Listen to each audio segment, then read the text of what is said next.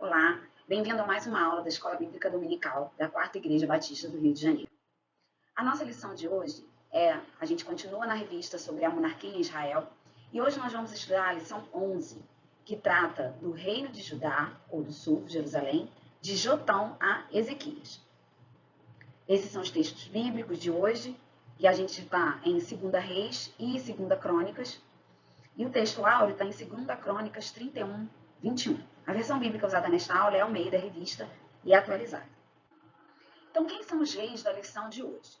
Nós estamos desde o início da revista, o foco dessa revista está sendo nos reis, né? Nos livros de 1 Reis, 2 Reis, 1 Crônicas e 2 Crônica. E na lição de hoje, então, nós vamos estudar sobre 3 reis, Jotão, Acais e Ezequias. Lembrando que a gente está no reino do sul, em Jerusalém, que eram os reis descendentes da linhagem de Davi, né, como a gente lembra lá no início da história. Bem, então esses 3 reis foram reis muito diferentes entre si. Apesar de terem um ponto em comum, de serem da linhagem de Davi, mas eles tiveram reinados bastante diferentes. Então, Jotão foi filho de Uzias. Uzias foi até onde a gente foi na lição 10.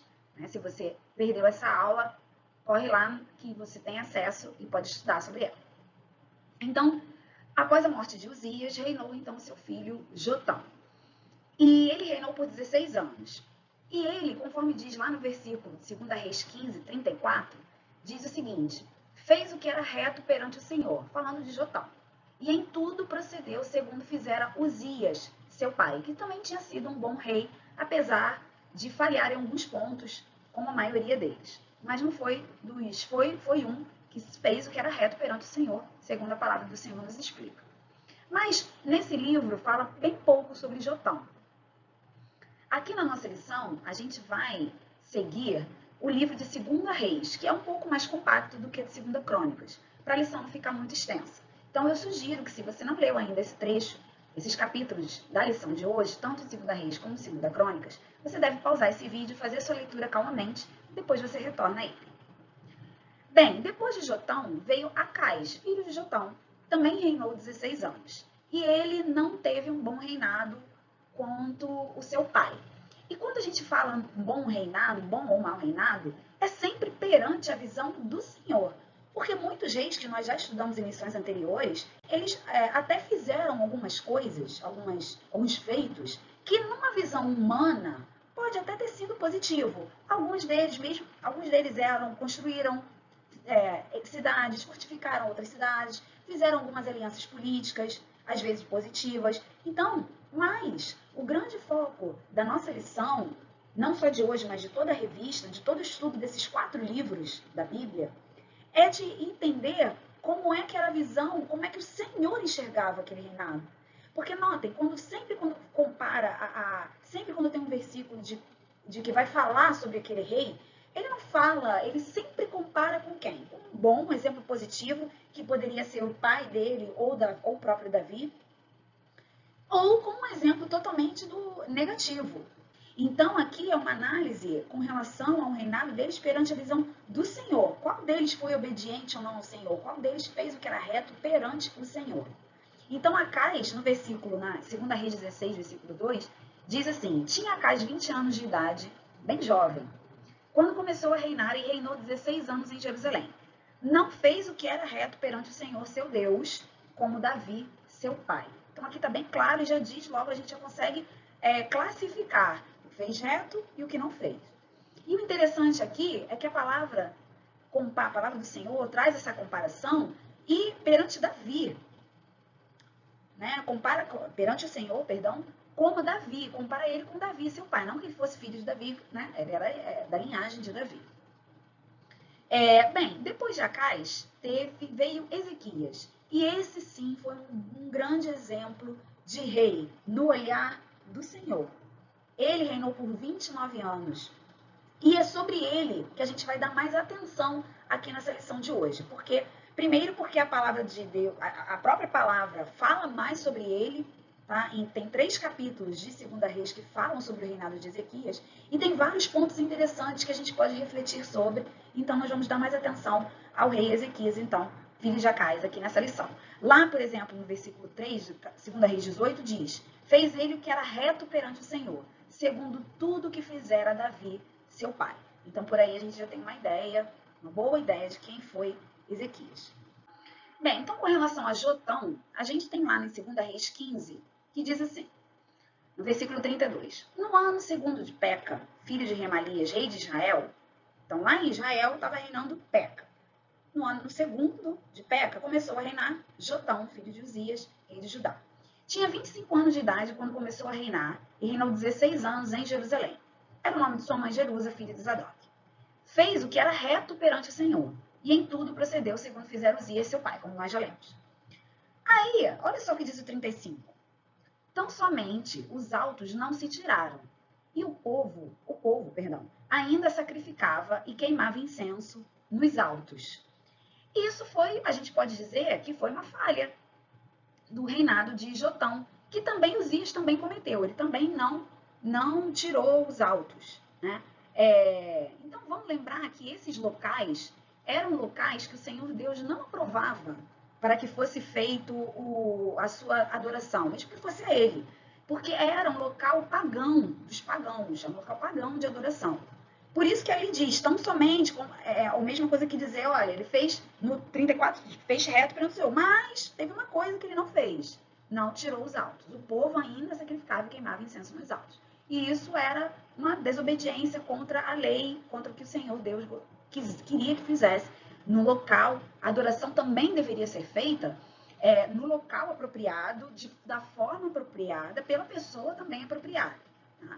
Então aí diz que ele não fez tudo, mas no 34 diz que ele fez o que era reto perante o Senhor. A gente não pode questionar a palavra que está dizendo. Mas aí tem um alerta de que faltou alguma coisa, ficou aquela ponta solta, né?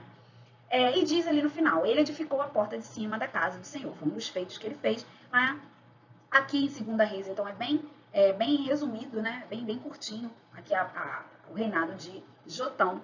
E é isso que a gente tem sobre ele. Então ele fez o que era reto perante o Senhor, mas não tirou os altos, né? Bem, então depois de Jotão, a gente tem Acais, filho de Jotão. E esse foi, sim, um péssimo exemplo de rei e também de pessoa, podemos dizer assim. Porque além dele ter sido idólatra, extremamente idólatra, e fazendo também com que o povo pecasse também, porque o povo acabava sendo reflexo do rei, do líder, né? Do rei. Essa idolatria, a grande questão da idolatria aqui também é a questão de não ter o Senhor de forma inteira e completa na sua vida. Você dividir a atenção, até primeiro porque é pecado, Deus disse claramente que ele não aprovava, que isso era um pecado, que ele não aprovaria, que causaria ruína ao povo, aos reinos e ao povo, né? Contra o que todos eles foram alertados, enfim, né? Isso a gente já estudou em lições anteriores. Mas Acais, além dele ser, então, idólatra, desobediente ao Senhor, ele também era um homem perverso. Então, nós não vamos ler todos os versículos aqui, tá? No tempo que a gente tem aqui na lição. Eu quero dar mais atenção ao rei Ezequias, mas caso você não tenha lido ainda, você vai se surpreender com o grau de perversidade que teve esse rei. Eu trouxe aqui apenas 2 versículos lá de 2 Reis 16 que dizem: por que andou, falando sobre Acais, por que andou Acais, tá? No caminho dos reis de Israel. Então está comparando ele aos reis de Israel, que eram péssimos exemplos de reis. E até queimou a seu filho como sacrifício. Não precisa nem falar muita coisa depois de uma coisa dessa. Segundo as abominações dos gentios, que o Senhor lançara de diante dos filhos de Israel. Idólatra e perverso. No 4, também sacrificou e queimou incenso nos altos e nos outeiros, como também debaixo de toda árvore frondosa. E aí a Bíblia vai dizer muitas outras coisas do que ele fez. Ele chegou a copiar um templo de um outro local para colocar lá, fez uma bagunça espiritual para ele e para o povo, tá? Então depois aqui a gente vai preferir dar atenção ao bom exemplo de Ezequias. De Acais, lendo esse versículo, a gente já dá para entender de forma resumida, que ele foi um péssimo exemplo de rei, mesmo assim reinou 16 anos, e aí veio o seu filho, Acais. Dois pontos interessantes, o seu filho, perdão, Ezequias. Tem dois pontos interessantes aqui que a gente pode pensar, que é o seguinte, a gente tem aqui uma quebra de ciclos, tanto para o bom quanto para o mal. E isso é um alerta para todos, no seguinte sentido, Jotão foi um bom rei, bom no sentido do olhar do Senhor. A Bíblia diz que ele fez o que era reto perante o Senhor. Mas Acais foi totalmente o oposto dele. Ele seguiu o caminho dos reis de Israel, seguiu um mau exemplo, foi idólatra, foi perverso, muito diferente de seu pai. Então, isso é um alerta para todos com relação ao que deixar de legado. Como é que aqui a gente não é uma questão de buscar refletir sobre isso e de buscar ao Senhor entendimento, sabedoria. Porque por que Acais não seguiu o bom exemplo de seu pai? Ele quebrou um ciclo aí, um ciclo muito positivo. Agora, e por outro lado, a gente tem também em Ezequias a prova de que é possível também quebrar um ciclo de pecado, quebrar um ciclo de idolatria, de mau exemplo, que foi o que Ezequias conseguiu fazer. Ele poderia ter seguido o mau exemplo de seu pai e seguir ladeira abaixo, mas não foi isso que aconteceu. Bem, então agora a gente vai estudar um pouquinho sobre Ezequias, filho de Acais, que foi aquele péssimo rei, e Ezequias foi um excelente exemplo. A Bíblia chega a dizer que ele foi o melhor rei de Judá. Está lá, em 2 Reis 18, no versículo 5, diz assim: confiou no Senhor, falando sobre Ezequias, Deus de Israel, de maneira que depois dele não houve seu semelhante. Olha só, entre todos os reis de Judá, nem entre os que foram antes dele. Né? É muito lindo ler, né, sobre isso. Então, nós temos que prestar atenção. Como é que foi esse reinado de Ezequias? Né? O que aconteceu? Quais escolhas ele tomou? O que ele fez? Então, vamos seguir aqui esses 3 capítulos de 2 Reis, 18, 19 e 20, e estudar um pouquinho sobre, então, o reinado e a vida de Ezequias, certo? Bem, vamos continuar aqui. No 6 diz assim: porque se apegou ao Senhor, olha que lindo, não deixou de segui-lo, e guardou os mandamentos que o Senhor ordenara a Moisés. Está aí a diferença. Está aí a grande diferença. Por que não houve semelhante entre todos os reis, nem antes dele, nem depois? Está aí a diferença. Ele guardou os mandamentos do Senhor, se apegou ao Senhor, não deixou de segui-lo. Né? Que isso seja um exemplo para nós. No 7, assim foi o Senhor com ele. Assim, consequência disso, então o Senhor era com ele. O Senhor só junto. O Senhor é fiel à sua própria palavra. Porque ele disse lá atrás, lá desde Davi, de Salomão, lá atrás, ele disse. Mesmo quando o rei errava, ele ainda mandava o profeta e dizia: mas olha, se você voltar a mim, se você guardar os meus mandamentos, então eu protegerei a sua terra, eu estarei com você. E o Senhor foi fiel a essa palavra na vida de Ezequias. Assim foi o Senhor com ele. Para onde quer que saía, lograva bom êxito. Rebelou-se contra o rei da Síria e não o serviu. A gente vai ver que ele vai ter um escorregãozinho ali, mas vai conseguir se reerguer. Então vamos ver o que aconteceu com Ezequias. Bem, então primeiro grande episódio, vamos dizer assim, no reinado de Ezequias, foi esse embate, essa ameaça que ele teve de invasão pelo rei da Assíria. Então, tem vários pontos interessantes aqui da gente estudar. Então, esse episódio, ele está lá nos capítulos 18 e 19 de 2 Reis. Então, lá no versículo 13, fala quando a Assíria invade Judá. E diz assim: no ano 14º do rei Ezequias, subiu Senaqueribe, rei da Síria, contra todas as cidades fortificadas de Judá e as tomou. Então, ocorreu essa invasão. Né? E aí agora? Então, Ezequias aqui tinha uma escolha a fazer. Ele tinha que fazer alguma coisa, ele era o rei. Né? Então, aqui nós vamos ler trechos da palavra. Não vamos ler todo o capítulo inteiro, que não vai, né? Não temos o tempo necessário para isso. Você faça o seu estudo individual, no seu tempo, com toda a calma. Então, aqui a gente vai pincelar, né, os pontos principais da história. Tá? E aí, então lá no 14 diz, ó, o que Ezequias fez? Ele tenta negociar, mas notem, será que foi essa a melhor escolha que ele poderia ter feito? Aí cabe a nós refletir sobre, né? Então, ó, vamos ver o que aconteceu. Então Ezequias, rei de Judá, enviou mensageiros ao rei da Síria, que naquela época era assim, né? Ah, vai lá, vou mandar você, vai lá falar com ele, né? Então ele enviou lá os mensageiros ao rei da Síria, a Laquis, dizendo. Aí ele mandou uma mensagem, ó, errei, retira-te de mim. Porque lembra que no versículo que a gente leu, ele confrontou o rei da Síria? Aí o rei da Síria invadiu. Aí ele falou, errei. Como assim errei? Né? Errei, retira-te de mim, tudo que me impuseres suportarei. Então o rei da Síria impôs a Ezequias, rei de Judá, 300 talentos de prata e 30 talentos de ouro. Fez ele pagar ali com prata e ouro. Deu-lhe Ezequias toda a prata que se achou na casa do Senhor, ainda tirou prata da casa do Senhor, olha só. E nos tesouros da casa do rei, toda a prata, deu tudo. Até das portas do templo, olha o 16. Foi quando Ezequias arrancou das portas do templo do Senhor e das ombreiras o ouro de que ele, rei de Judá, as cobrira, e o deu ao rei da Síria. Então aqui, será que essa foi a melhor decisão? Por que ele fez isso? Pode ter tido medo da invasão, medo de uma guerra, medo de ir à guerra. Mas ele depois, essa foi a escorregada que ele deu, que depois ele vai conseguir reverter. Como? Buscando o Senhor. Buscando o Senhor.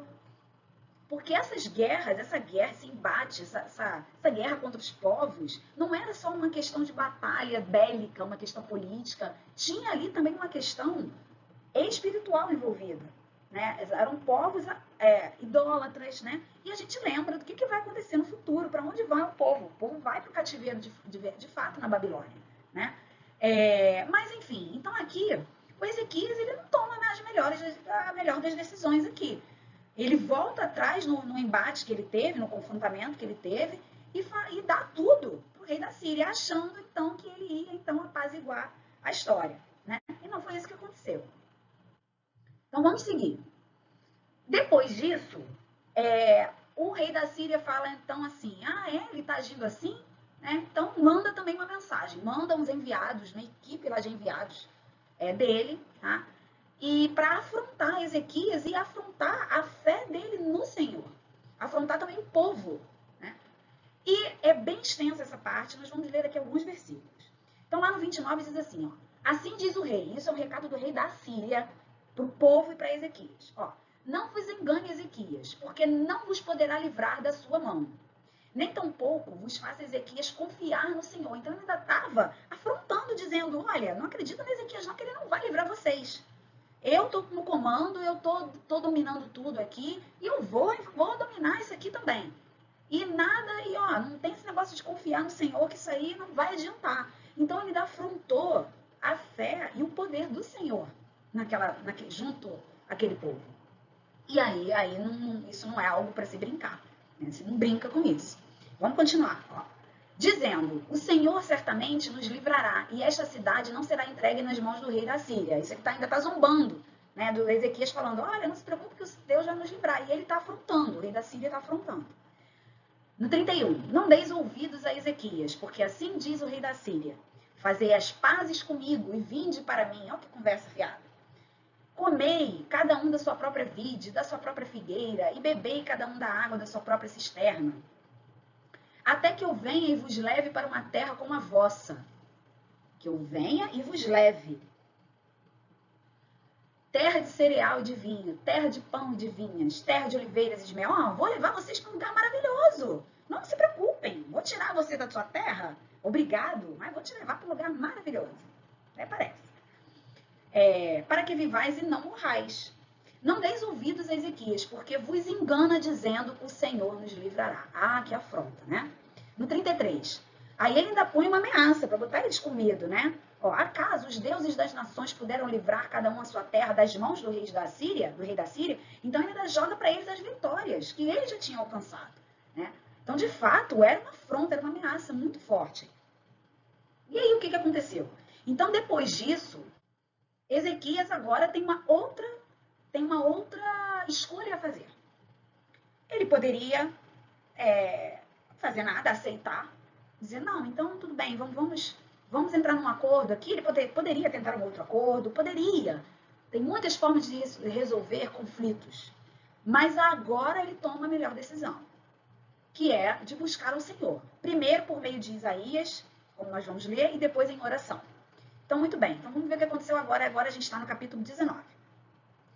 Ó, tendo o rei Ezequias ouvido isto, rasgou as suas vestes, cobriu-se de pano de saco.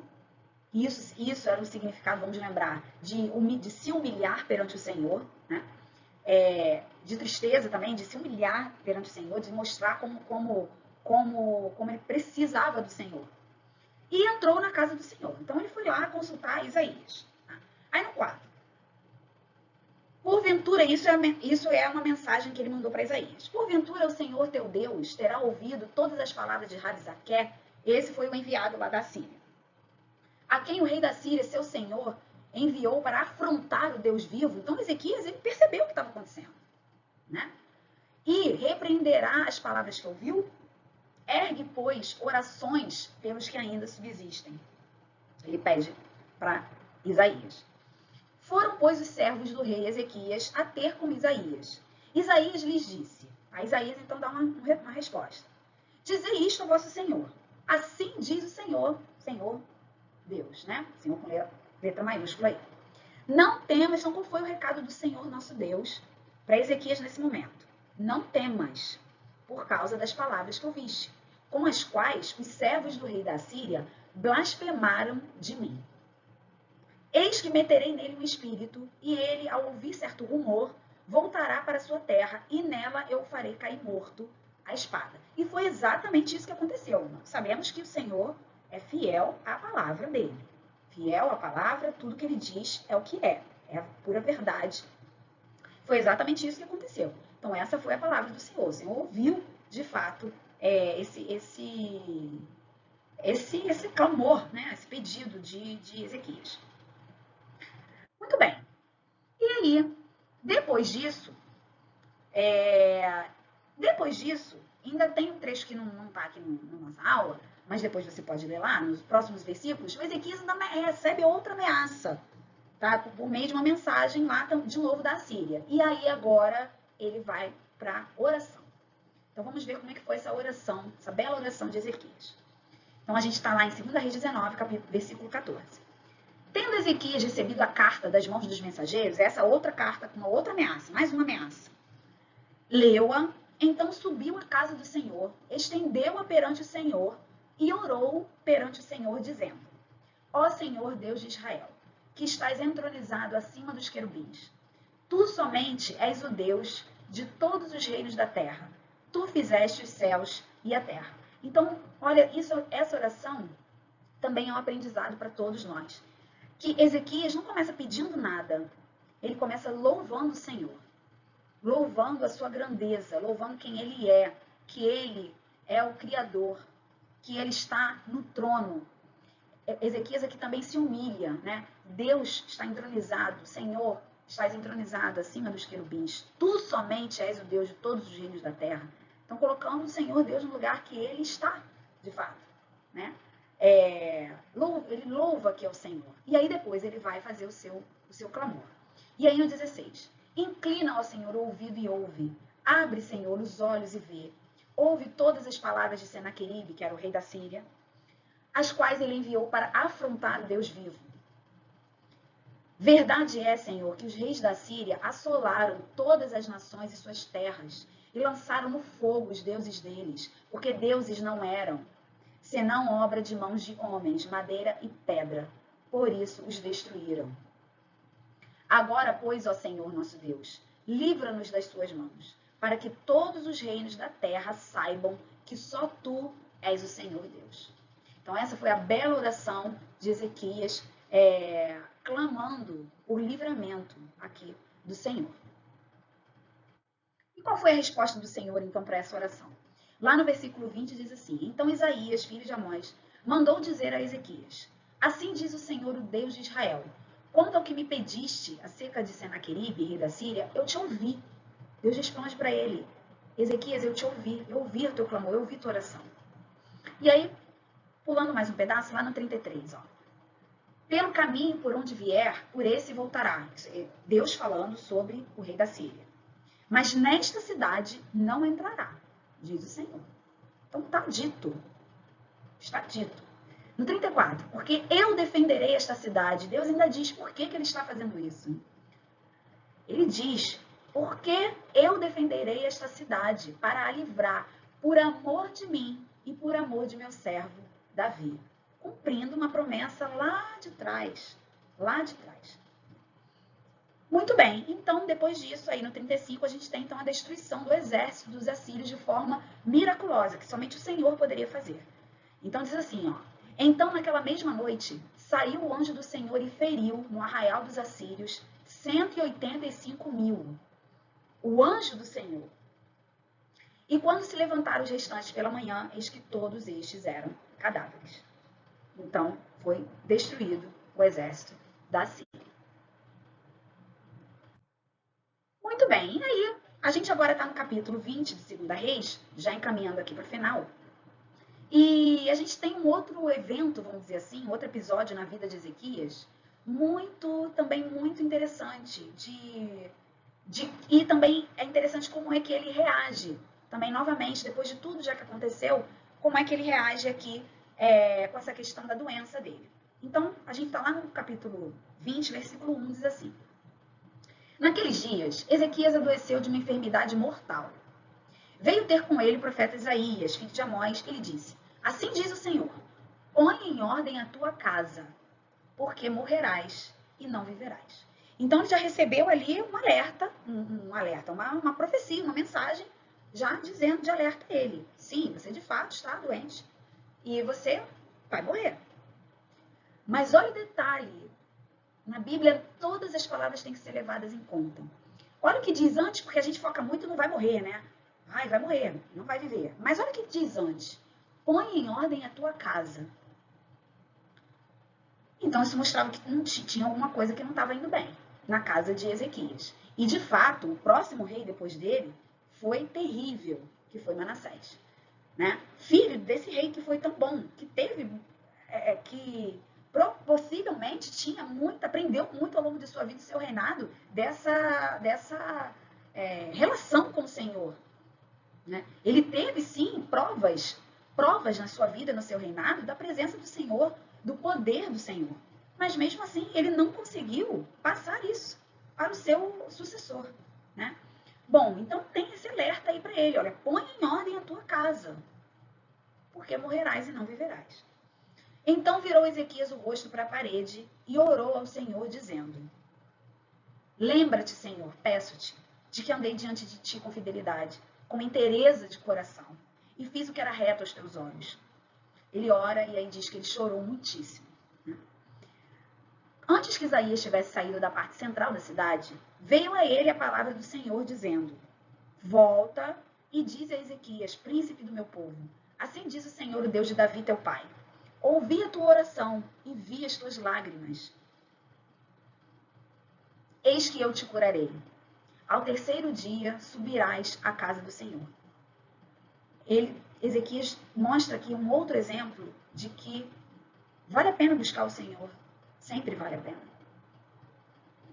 Ele foi e orou e pediu ajuda ao único que poderia de fato ajudá-lo.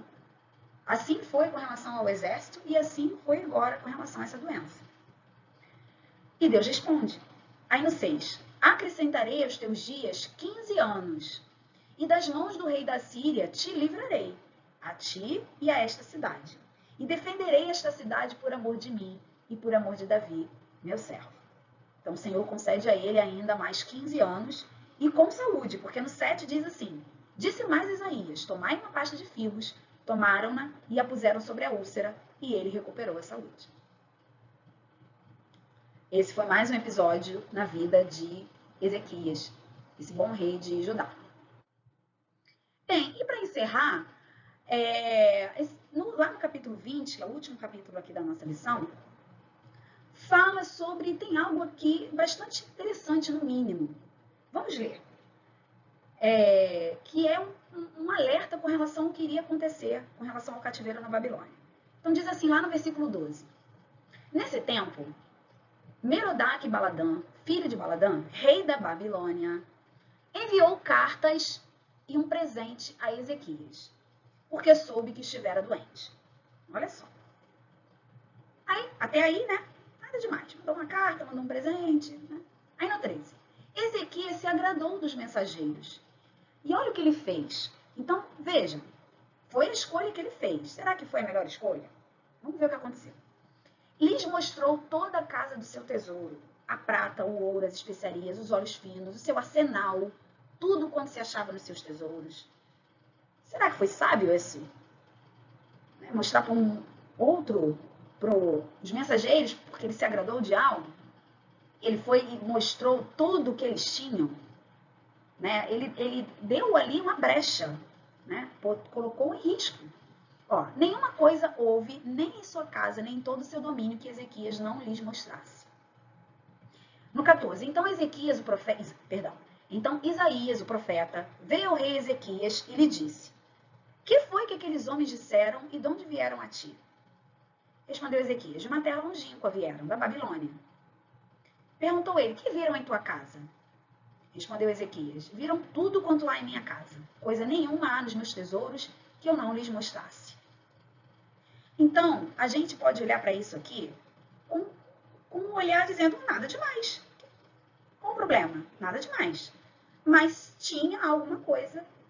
Essa decisão dele de abrir completamente os segredos, vamos dizer assim, né, de Judá, inclusive o seu poder bélico, porque diz que ele mostrou inclusive seu arsenal, né, para um povo, uma terra longínqua que ele mal deveria conhecer direito, do que se tratava, qual eram as suas intenções, né? Tanto tinha algo aí de ruim, que no 16 diz assim: então disse Isaías a Ezequias: ouve a palavra do Senhor. Eis que virão dias em que tudo quanto houver em tua casa, com que entesouraram os teus pais, até o dia de hoje, será levado para a Babilônia. Não ficará coisa alguma, disse o Senhor. Então é muito triste, né? Saber disso. E aí algo curioso também, e aí cada um tem a sua reflexão, precisa pedir o entendimento do Senhor para compreender isso aqui, porque Ezequias acha até bom o que ele ouviu. Então, olha o 18, ó. Dos teus próprios filhos que tu gerares, tomarão para que sejam eunucos no palácio do rei da Babilônia. Que coisa terrível, né? Mas aí no 19 disse: então disse Ezequias a Isaías: boa é a palavra do Senhor que disseste. Ele ainda gostou do que ouviu. Mas por quê? Pois pensava: haverá paz e segurança em meus dias. Então aqui a gente pode refletir sobre muitas coisas com relação a todos esses episódios no reinado e na vida de Ezequias, né? Agora, pelo menos algo que a gente pode levar como alerta aqui é de que é preciso se preocupar com as próximas gerações. Bem, então, como conclusão da lição de hoje, a gente pode tirar 3 pontos aqui. De que há muitos desafios para as próximas gerações, né? Em todos os sentidos.